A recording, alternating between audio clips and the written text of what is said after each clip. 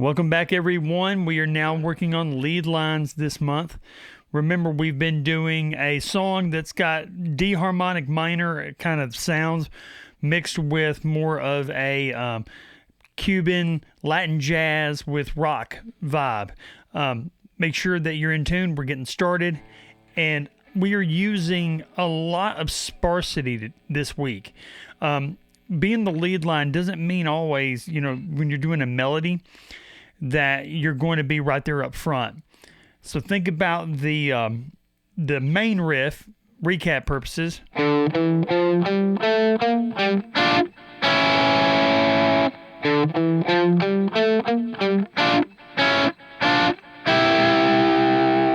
have that, and then we also have this.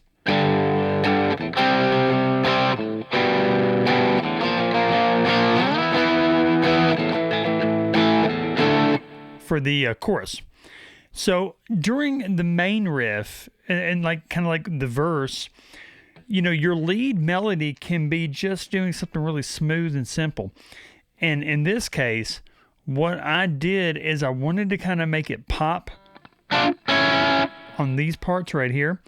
So just take one simple note. We're going to be using the D note on D12.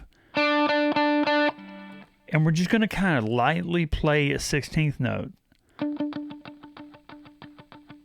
Like that right there. And when it comes time to pop,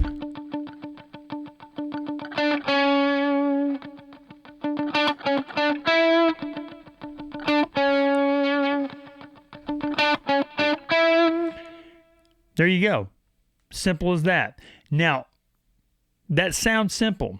But one of the cool challenges that you have with this is restraint.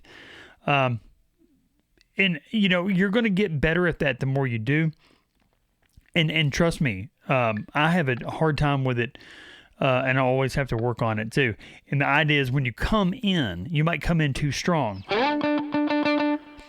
So just be aware of that. And in fact, I left the recording like second take. That was it. And I want you guys to hear how I adjusted mid-recording. The very first part, I'm coming in a little too loud, and then I kind of make it blend in. Remember, if you're playing with the band that are really good musicians, they'll mix themselves by bringing in their dynamics accordingly to the part of the song that they need it to be. Saw an amazing band with Guthrie Trapp's trio this last week, and that's a great example. They could bring it up and down whenever they wanted, and it sounded phenomenal just as a trio. So go check out Guthrie Trapp if you don't know who I'm talking about. He's phenomenal. So I'm just kind of doing that right there. And then I just squeeze a little bit more when I want it to get louder.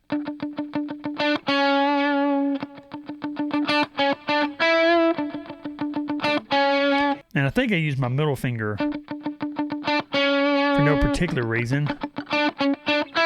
Just might have been what was there. So just keep that in mind. Dynamics are going to be huge for this. All right, when we get into the chorus, now we actually are playing a melody. So the melody is going to be third to third, third to third. So in this case for G, it's going to be the flat 3. So here is my G note. Here it is right here on B8. That's a flat 3rd on B11. So this note right here is always the flat 3rd of G. So what I'm going to do, instead of playing it like that, I'm going to bend to it.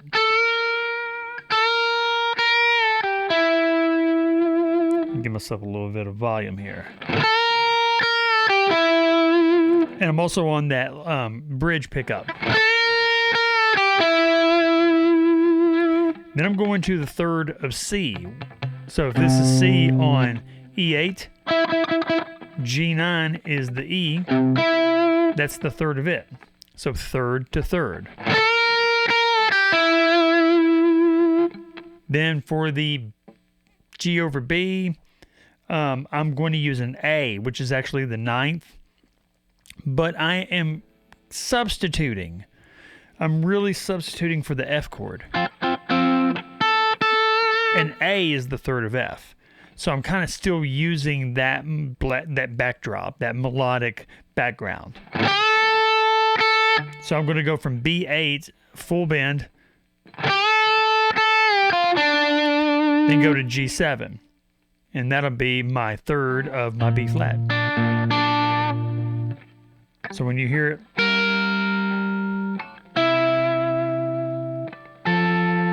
you can definitely hear that cycle of fourths happening there. But what I'm doing is being slightly sneaky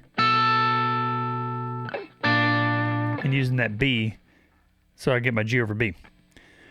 So I have,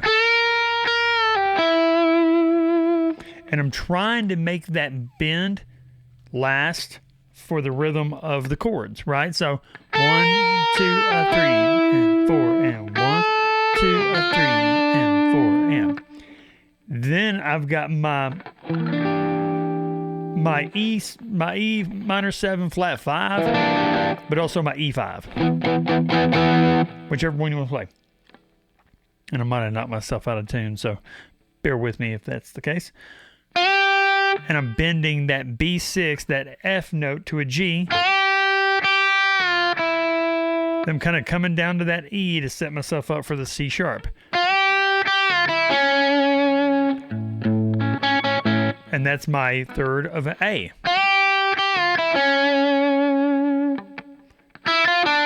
And then I'm going to connect flat to the flat 3 of D, which is D minor. So I'm going to put it together.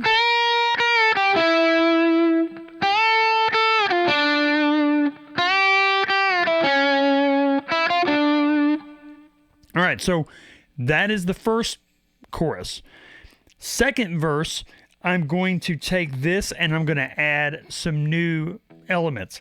I'm going to add octaves. Remember last week we did octaves, and if you don't know where I'm talking about, check out this right here. So what I'm going to do is I'm going to kind of do that really quiet, and then what I'm going to try to do is keep this perpetual motion going.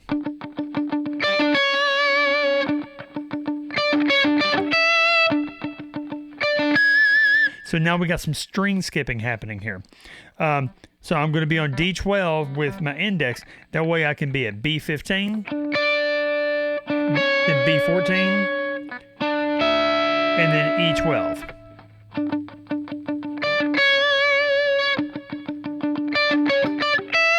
And that's probably going to be your trickiest part right there.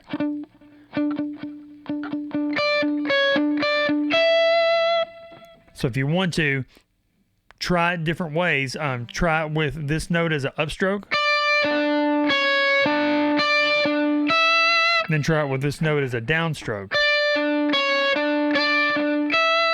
I definitely prefer the upstroke, just because it feels more natural for me. But I continue to try to practice it both ways. And by doing that, we have given our audience, they're listening to it more in a higher register. So when we go to do the second chorus, we're going to be in that register. Now, here's another cool thing. When you change into this, change your pickup. And that actually can be a pretty tricky thing to do, so you have to practice this a little bit.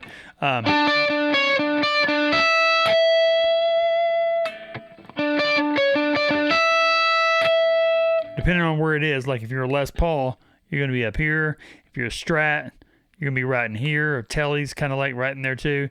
This one on this PRS DC 245, it's down, it's kind of down there. Do the best you can, you might just practice that over and over.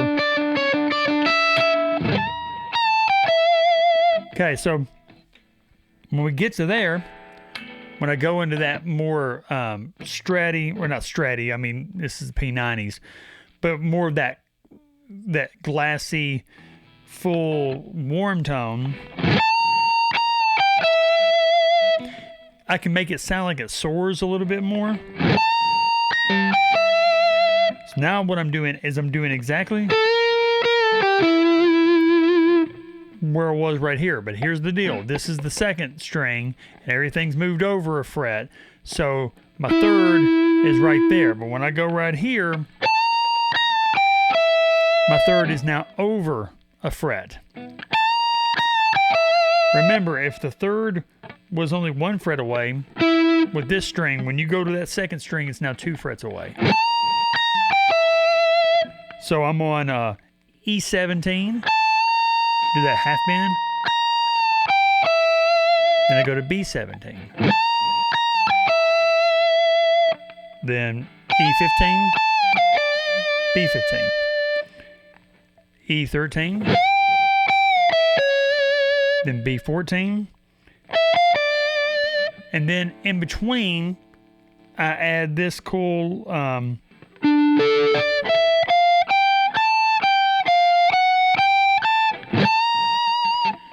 what that actually is this is a D minor. I'm adding the 9, so it's a root, 5th, root, 9, flat 3rd, 4, 5, and then I change it from D minor to D major.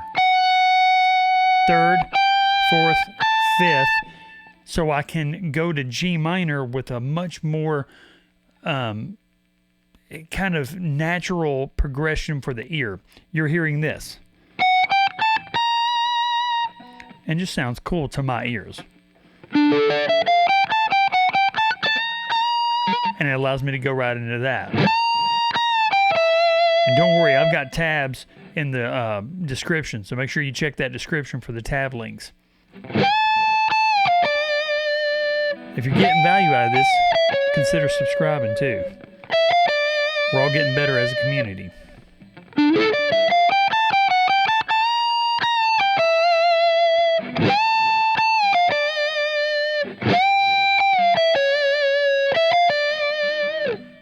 And then the final part, we're going to be moving kind of back into this.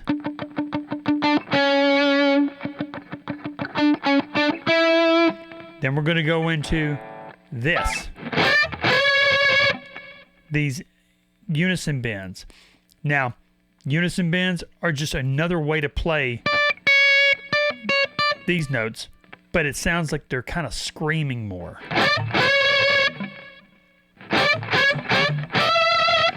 So all I'm doing is I'm playing B13, bending it till it sounds like E10. So I'm taking a C note and bending it up to a D note. Then I go back half a step and do the same thing. So I'm treating it just like I did my chords.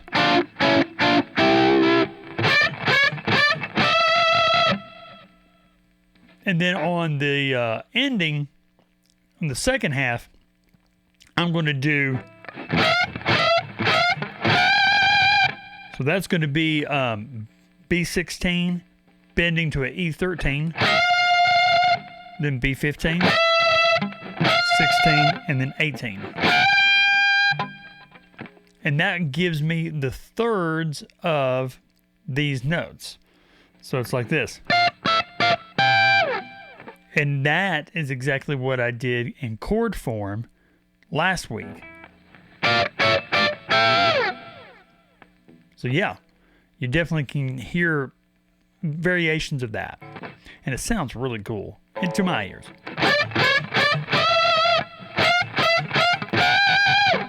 And there you have it.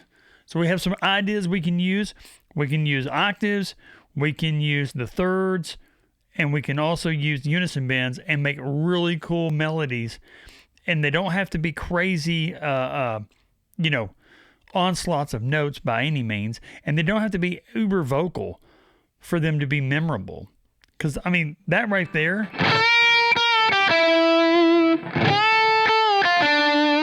that really is memorable to my ears. So, keep that in mind. It's not always the amount of notes that you play and things like that. It's where you put them, and it's how you play them. Yep, so make sure you check out those description links. for the tab. Make sure you subscribe, and also keep an eye out for my blog, cwtucker.com. If you want to book a lesson with me, go to cwtucker.com/booking. Y'all have a blessed weekend, and we will talk to you soon. Bye.